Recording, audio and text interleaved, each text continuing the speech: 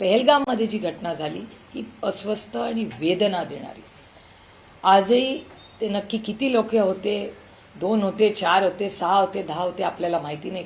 कसे आले, कुठून आले, काय आले, कसे गेले, अजून काहीच आपल्याला माहिती नाही. आणि जेव्हा जेव्हा मी पुण्यात त्या 2 कुटुंबांचा माझा रेग्युलर संबंध येतो, ती जगदाळेंची मुलगी मला नेहमी हा प्रश्न विचारते की ताई हे सगळं झालं, ऑपरेशन सिंदूर झालं, सगळं झालं, पण तिच्या बाबांचं जे मारेकरी आहे, ज्यांनी तिच्या वडिलांची हत्या केली, त्यांनी या देशात आतंकवाद माजवला, ते लोक कुठे आहेत, कोण आहेत आणि त्यांना फाशी कधी होणार, हा प्रश्न ती मुलगी मला वारंवार विचारते. आणि मी जड अंतकरणाने म्हणते की त्याचं बेटा माझ्याकडे खरंच आता उत्तर आहे. माझी अपेक्षा आहे की महाराष्ट्र या देशाच्या प्रधानमंत्र्यांनी ह्या सेशनमध्ये त्याचं उत्तर त्या कुटुंबांना आणि देशाला माणुसकीच्या नात्याने द्यावं. ह्याच्यात कुठलंही राजकारण आम्ही आणणार नाही, कधी आज इतके दिवस आणलंही नाही, आणणारही नाही. पण आमची एवढीच माफक अपेक्षा आहे की भारत सरकारने पारदर्शकपणे देशाला याची उत्तरं दिली पाहिजे.